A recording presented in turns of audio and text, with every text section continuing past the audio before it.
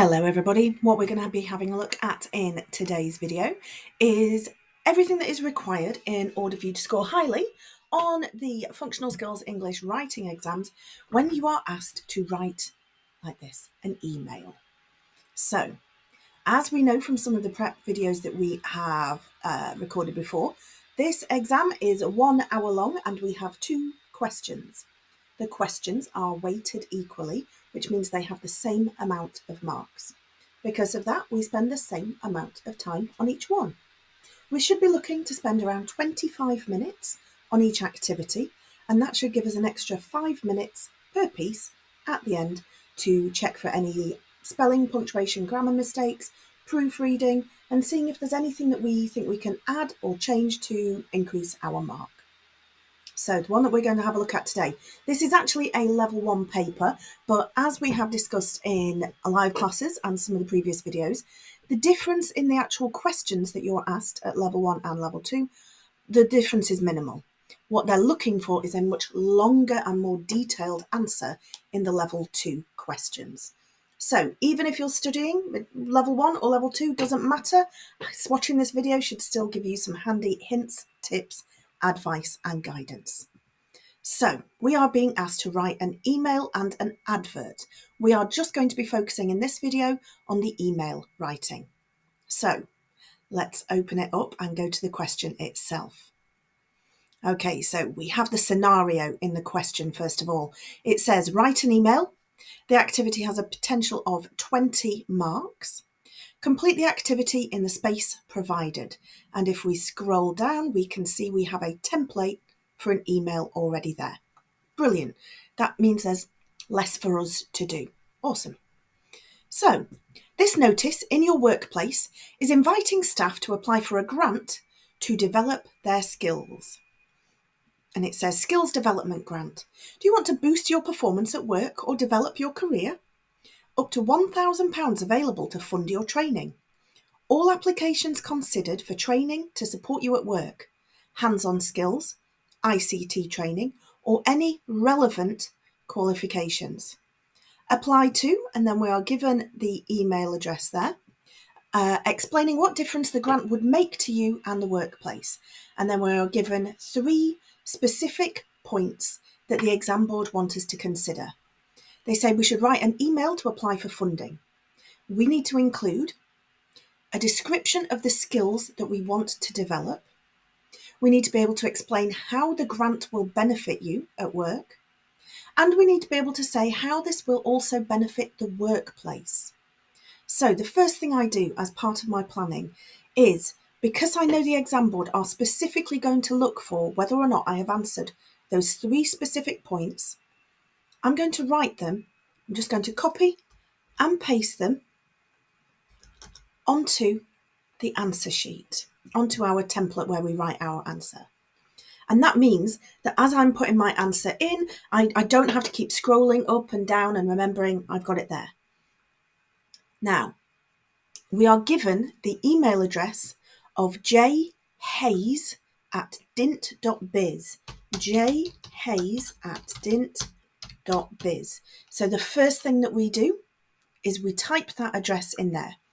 If this weren't a picture, if the email address was just written in the question description, we could just copy and paste it.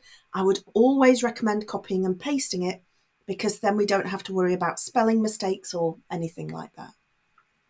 So the first part of our format is the fact that we have got our address in there. Then we want to put in the subject. So the subject needs to very briefly reflect the content of the email itself. So in this case, if we're applying for a grant, a skills grant, I would use something as simple as application for skills grant. And that's it. Now, bearing in mind, anything that we write on at this point, we have a little bit of freedom of time to change these if we come further into answering this question and we decide we don't like something, we want to change it. It's not a problem. So we've been given the email address, but we don't actually know the name of the person that we're sending this application to. As such, We don't know if they are a Mr., Mrs., Doctor, Reverend, Professor. We don't know. So in that case, I would write it to something like, to whom it may concern, bearing in mind that if we were given their job title, we could use that. If we were given any other way to identify them, we could use that. In this case, because we are somewhat clueless, in fact, let's just go back to the question. It's a notice in the workplace inviting staff to apply for a grant, apply for that funding. So no, it doesn't tell us the job title of the person who is actually offering this grant. So, as with all of our writing pieces, we need to ensure that we are including the 5 main parts that, when we put them together, will create this beautifully flowing, beautifully planned out document. So we need to ensure we have some form of introduction to start with, a very brief explanation of why we are writing this email. We're then going to move on and have 3 paragraphs, 1 paragraph per point that they have asked us to address. So they've asked us to look at 3 specific things. Because they are different, although under the same umbrella, they are related to the same subject. There are 3 different aspects, therefore they are 3 separate paragraphs. After we've written that, we are going to end by writing some form of conclusion. And that's basically where we say, what do we want from the person that we are writing to? So it's where we're asking them for their response. Okay, so because there's one particular thing on this question that I quite like. It says that they're offering various qualifications, hands-on skills, IT training, or any relevant qualifications. I especially like that because as adult learners who have come from all over the world, have a variety of roles and jobs and careers, there is something that is going to be suitable for you in this answer. So the job that you're working for could be anything you like. Remember, for these questions, we can use our imagination. We are not being marked on how honest we are being. So if I wanted to write that I'm a hairdresser and I want to do this, have this grant so I can practice barber skills, that's fine. Nobody at the exam board would respond to me and say, actually, Alex, you're a teacher. This is a lie. Nobody cares about the truth. We're looking at how well you communicate that information, not the truthfulness of it. So we're going to start writing. We have basically got everything we need that shows our format. Because this is an email, we just have our email address bar, our subject bar, and then we basically just use the body of the text very similar to a letter, except obviously we don't need a physical address, we don't need a date, we don't really need very much else apart from our information. So what are we going to use? Our introduction. We're going to explain to the reader why we are writing.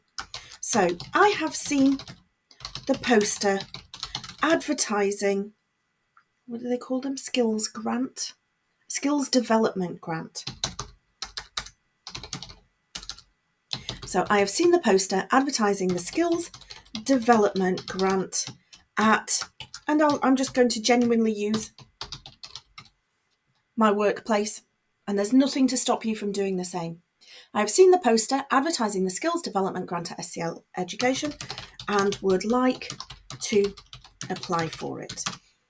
As an introduction, it can be that brief. As I say, we are only giving them an overview, a gentle introduction. We're giving all the detail further on. So the next part, because we've copied and pasted these points into the text, we actually don't need to keep scrolling up and down to be able to see what we need to include. The first thing we need to address, describe the skills you want to develop. Okay, so again, it could be almost anything. Make it applicable to maybe a job that you either have had in the past or would want in the future. And if you're lucky enough, like me, to love your job, then you can use the one that you're employed at the moment. So what skills do I want to develop? I want to develop my Oh, my YouTube and video recording skills. There we go. That would benefit everybody. So I would like to develop my skills in video editing and recording. I record videos for my learners to be able to access information, advice and guidance 24 hours a day. However, nice joining word, however,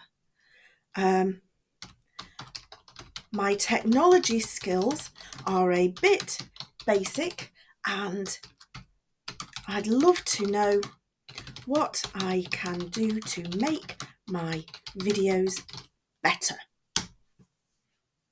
Okay, now if we just scroll down a little bit so we can see the bottom, we can see we are already on 96 words, and we've only really hit the first point.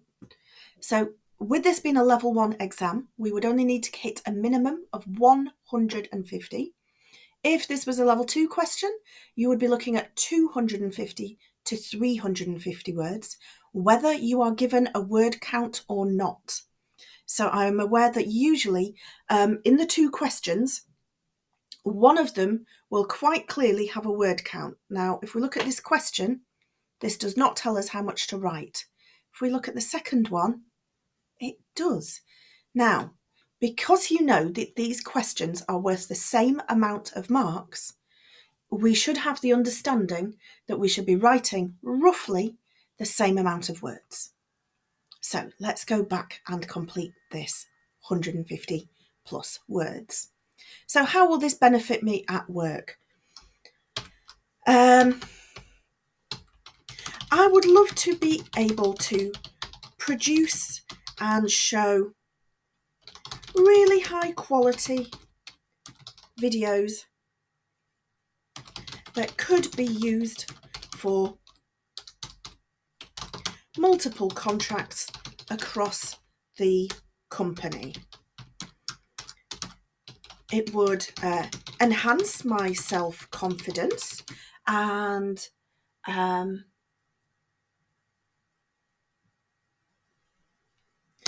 mean that I was able to produce a bank of resources that my learners find useful. There we go. And look at that, we're already on 134 words. So the last point they want us to talk about, how will this benefit your workplace? I think the benefits of this training would affect the entire adult skills department. So obviously I'm going to, because I'm trying to be persuasive, I really want to show them that this is a really positive thing and I should be given this grant, this amount of money. Therefore, I'm going to try and be persuasive. And in this case, I'm going to be enthusiastic about it as well. Hence my use of an exclamation mark. So I think the benefits of this training would affect the entire adult skills department. The videos could be used across different contracts, and I'm trying to think who else could benefit from if I was able to do these. The videos could be used across different contracts and help so many more learners. I think it would be amazing to be able to show off our amazing skills and develop a robust and, I'd like another word for professional. I want a really professional looking video, something very slick. I want backgrounds, I want animations, I want a ring light, all that kind of thing. So the videos would be used across different contracts and help so many more learners. I think it would be amazing to be able to show off our amazing teaching skills and develop a robust portfolio for all students. Now, I've hit 178 words already. So for a level 1, we have written enough. However, we don't just stop because we've hit the word count. I can see I've written the word conclusion at the bottom. I know I still have something else to do. I need to wrap this up. And you can literally write, in conclusion, I think if I was able to get this grant and study towards a certificate in, I'm unsure of the name of any qualifications that are available, that would be video editing. I think if I was able to get this grant and study towards a certificate in video editing, not only would I be very grateful, but it could positively impact across the company. If you would consider me for the grant,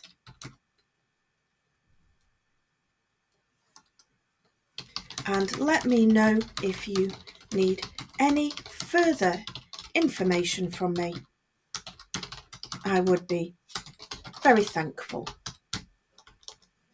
And then we don't just stop. Remember, this is an email. It's like a letter, so we need to just put our details on the end. I look forward to hearing from you. And then we write our names, preferably without spelling mistakes in them. There we go. So as I have been typing, I am well aware that I have made some typing errors. Bearing in mind, I'm an English teacher. I don't make spelling errors. However, I do have fat fingers and I make typing errors. Therefore, what I would do at this point is, if this was a real life exam, I would go on to the second question.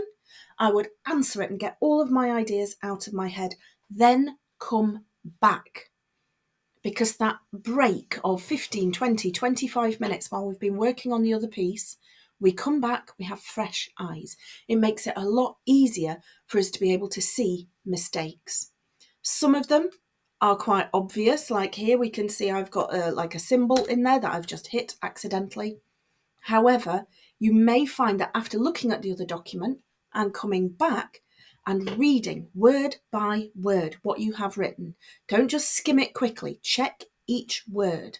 You need to be checking to make sure that we have got correct spelling, punctuation and grammar, that we have used paragraphs for each individual topic we have spoken about. We need to ensure it looks like an email and has the correct level of formality in its tone. We need to ensure that we have used the best vocabulary, the most suitable vocabulary. In this case, with it being work related, I think it should be relatively formal, but not incredibly formal. Therefore, I would expect that we can use things like contracted or abbreviated words, but maybe not slang or anything as informal as that. So that's it. We would have a go at the second question, come back, check for all of those different things. If you've been in the live lessons recently, when we've been through these and gone through and compared them to the mark schemes, you know that you get marks on a sliding scale for all of those different things: spelling, punctuation, grammar, format, structure, for ensuring we have paragraphs. We're making sure that we have answered those 3 specific points, for making sure that we're using appropriate language with the appropriate tone and level of formality. It's quite a few things that you need to check before you submit it. So get those ideas out of your head and onto the paper. Have a go at the second question, come back and then think, right, what are the things that I get marked on? What do I need to focus on making better in that last 5 minutes of the exam? Then you can go back to the second question and complete that one. As always, if you do decide to have a go at any of these on the NCFE website, please do not come to the end and press the finish test button, as your work will disappear into the ether. Nobody will mark it. You will not receive any feedback. Therefore, if you would like to have a go at one of these exam style questions, all you need to do is get in touch with myself and I will send you out an exam style question as an attachment on an email. So that's it. If you have any problems, of course, don't hesitate to get back in touch with me. Other than that, I hope you all have a wonderful day. Thank you. Bye.